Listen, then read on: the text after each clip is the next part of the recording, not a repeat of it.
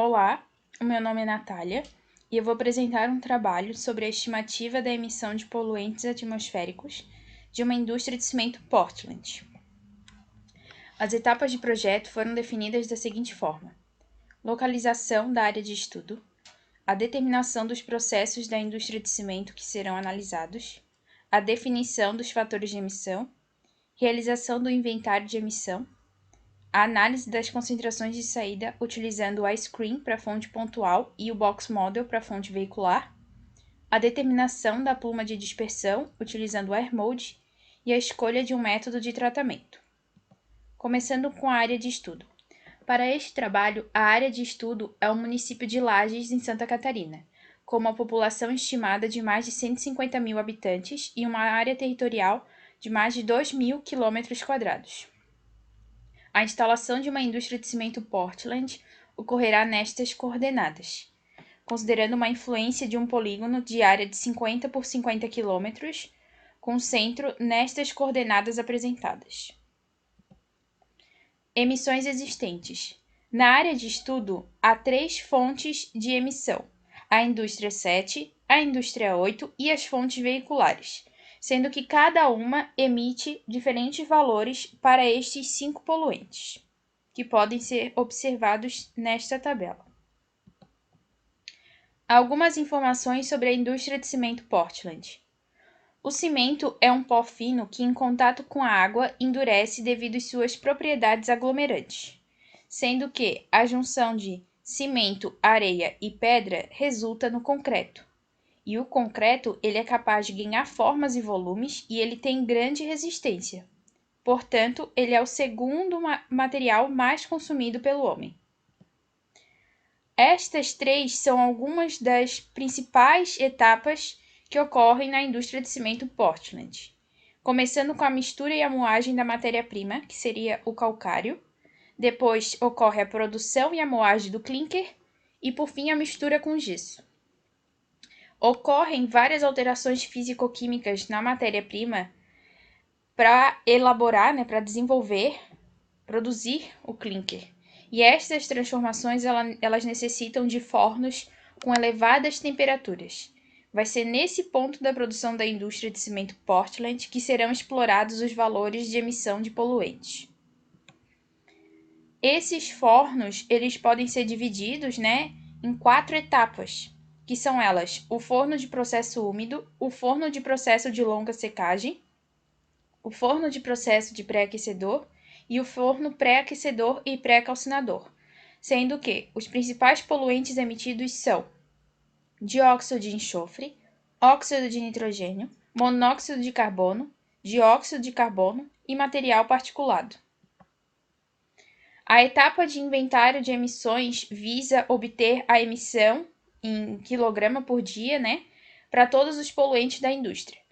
Utilizando esta equação, que pode ser observada no slide, e considerando uma taxa de execução de atividade de 2,01 vezes 10 na 6 toneladas de clinker por ano. O fator de emissão ele é característico da atividade e ele varia de acordo com a etapa e o poluente. Este fator de emissão ele foi retirado da AP 42 para a indústria de cimento Portland. Então, há diferentes valores de fator de emissão, que é apresentado em quilograma por micrograma, para as 4 etapas e para cada poluente. Aqui nós temos a tabela com os resultados finais da emissão da indústria de cimento Portland em quilogramas por hora, sendo que foram apresentados os valores para cada poluente e para cada etapa, e na última linha é apresentado a emissão total, considerando a indústria como um todo, Então, nós temos a emissão total de SO2, NO2, CO, CO2 e MP10. Com aquela tabela, foram elaborados 5 gráficos. Um gráfico para emissão de SO2, que é o amarelo, o rosa para emissão de NOx, o vermelho para emissão de CO, o azul para emissão de CO2 e o verde para emissão de MP. A análise desse gráfico foi a seguinte: os valores da emissão total, eles são muito mais significativos para a indústria de cimento Portland do que as fontes já instaladas no local. Esta análise ela ocorreu porque em cada gráfico as quatro primeiras colunas representavam as 4 etapas da indústria de cimento Portland e as outras 3 representavam aquelas fontes que já existiam no local, no caso a indústria 7, 8 e a fonte veicular. Por quê?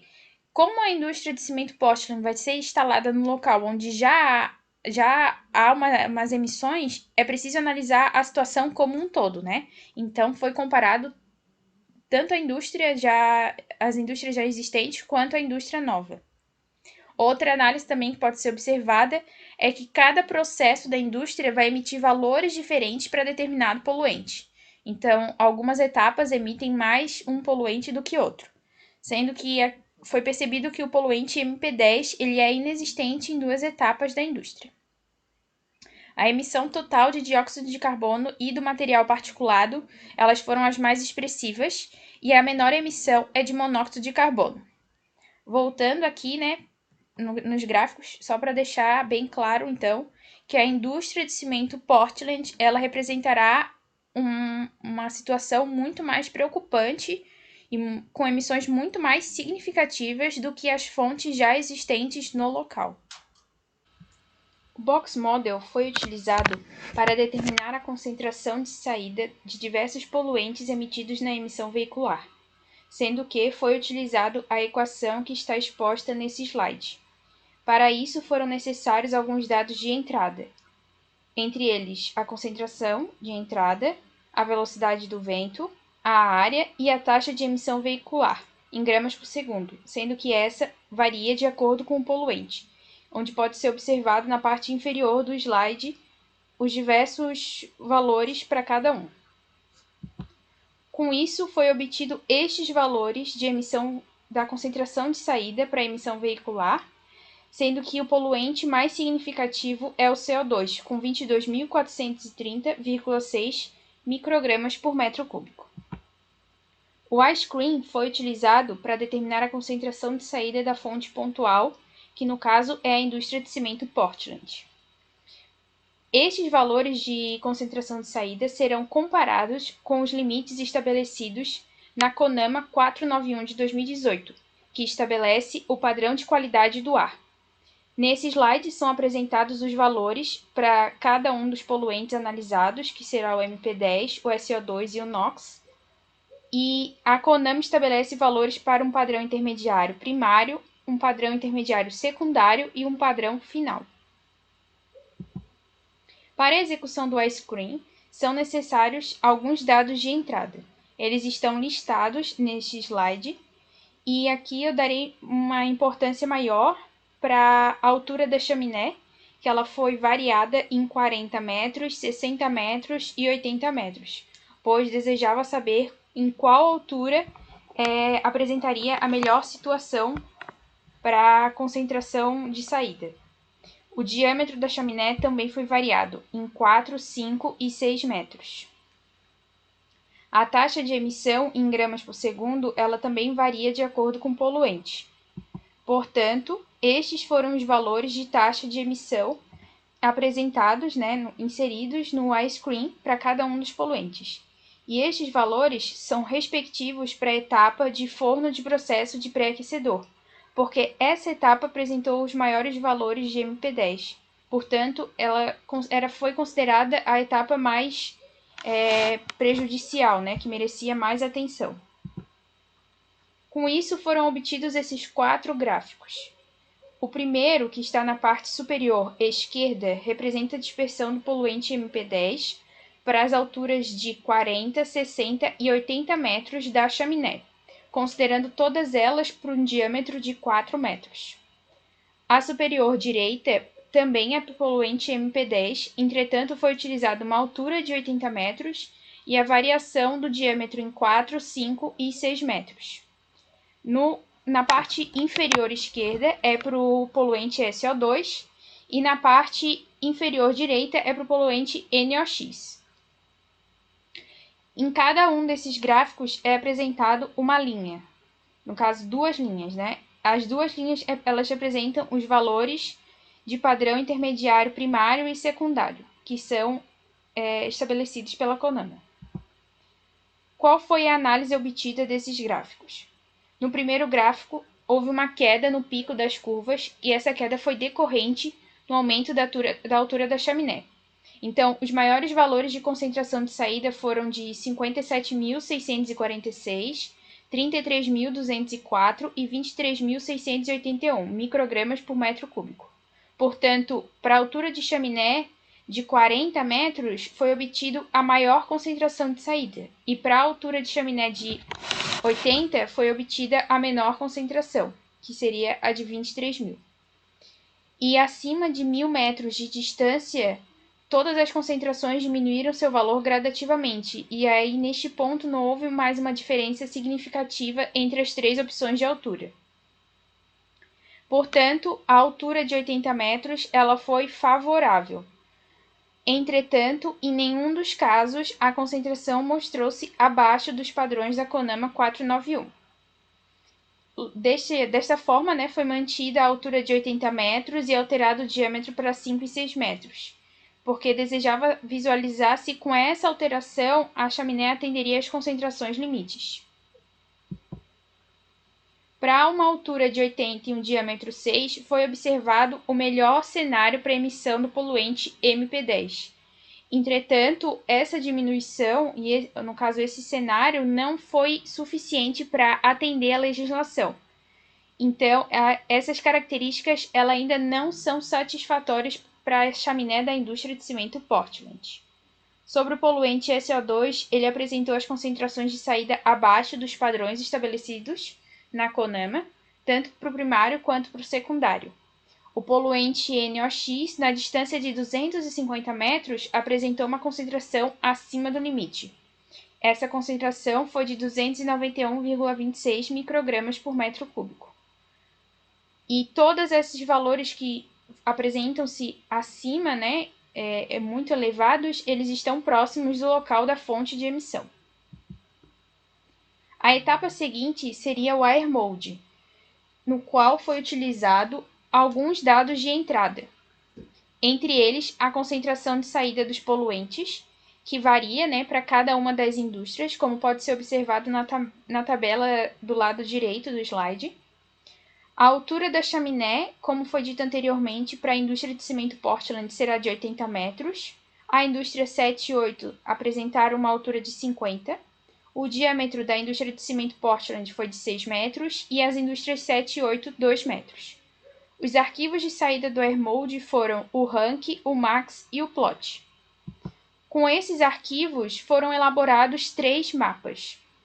O mapa superior esquerdo apresentava o poluente MP10, no caso a pluma de dispersão desse poluente, e também o número de violações do padrão da CONAMA. O mapa superior direito apresentava a pluma de dispersão do poluente SO2, como também o número de violações do padrão. E o mapa inferior era a pluma de dispersão do poluente NO2 com seu número de violações. Nos 3 mapas estão localizados as indústrias com suas respectivas legendas, bem como a área de estudo, que seria o município de Lages. Agora, nós vamos analisar os 3 mapas separadamente. Considerando o primeiro mapa, que é o MP10, sobre o número de violações. Ele foi de pelo menos 10 violações em todo o mapa, e há pontos que apresentaram mais de 250 violações. Em relação à pluma de dispersão, ela apresentou as maiores discrepâncias em comparação com o padrão, que é de 50 microgramas por metro cúbico. Esse, no caso, seria o padrão final, que foi estabelecido na resolução da CONAMA. A pluma, em sua totalidade, apresentou valores que ultrapassam o limite, sendo que próximo da indústria de cimento, as concentrações estão acima de 2.500 microgramas por metro cúbico. Sobre o poluente SO2, em relação ao número de violações, o limite foi ultrapassado mais de 100 vezes nas proximidades desta indústria.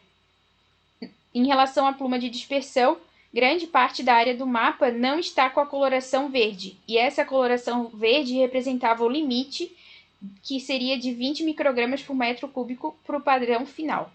Portanto, o valor apresentado na resolução da CONAMA foi ultrapassado, mostrando-se mais grave próximo da indústria de cimento Portland. Para o poluente NOx, foram apresentados uma máxima de 40 casos e todos os casos estão próximos da indústria de cimento. Sobre a pluma de dispersão, foram apresentadas concentrações acima do limite estabelecido de 200 microgramas por metro cúbico para 1 hora, que é o valor estabelecido na resolução. Pela pluma de dispersão, percebe-se que as maiores concentrações registradas foram as 3 plumas representadas pela cor laranja, que representavam uma faixa de 1.000 a 2.500 microgramas por metro cúbico. Voltando aqui no mapa, sobre o NO2, no caso, essas 3 manchas laranjas que estão próximas da indústria de cimento. Medida de controle. Considerando toda essa situação grave, principalmente em relação ao material particulado, foram escolhidas 3 medidas de controle com o objetivo de reduzir essa concentração. A primeira medida seria a mudança na altura da chaminé de 80 metros para 150 metros. O mapa à esquerda representava a situação sem a medida de controle e o mapa à direita representa a alteração da altura da chaminé, onde é possível observar que teve uma redução, né, na parte da mancha laranja do gráfico. Outra medida de controle seria a adoção de filtros nas chaminés, que considerariam uma redução de 90% na concentração de saída do poluente MP10. Por fim, também considerando a utilização do filtro, mas agora foi feita uma redução de 99% na concentração de saída do MP10. E o mapa apresentou uma melhora muito significativa se comparado ao mapa da parte esquerda, que é sem nenhuma medida de controle. Agora, falando um pouco sobre a análise desses 3 mapas. Para a altura de 150 metros, teve uma diminuição dos valores de concentração. Entretanto, este decaimento não foi suficiente para atender a legislação, tendo um número de violações de 350. Utilizando um filtro de tecido e uma redução de 90%, a pluma apresentou locais com concentração dentro do limite. Entretanto, no entorno da localização da indústria, foi mantido concentrações que eram de 50 a 500 microgramas por metro cúbico, portanto, estavam acima do estabelecido. E o número de violações foi de 200 registros. Agora, considerando o filtro de tecido e uma redução de 99%, a situação da região de estudo apresentou uma melhora significativa. As concentrações estavam dentro do limite na maioria do mapa, mostrando poucos locais no qual foi ultrapassado os 50 microgramas por metro cúbico, e o número de violações máximo foi de 6. A conclusão que se chega com este trabalho é que o projeto deixou clara a necessidade da realização de estudos de emissões para indústrias, que neste caso foi a indústria de cimento Portland, e ela mostrou-se um agente de um grande impacto na qualidade do ar. Sem esta análise não seria possível identificar os problemas que resultariam na sua instalação, principalmente sem o tratamento adequado nos processos de emissão. Apesar do alto custo, é imprescindível utilizar medidas de controle para garantir a saúde dos moradores locais. Estas foram as referências utilizadas para a elaboração de todas as etapas do projeto.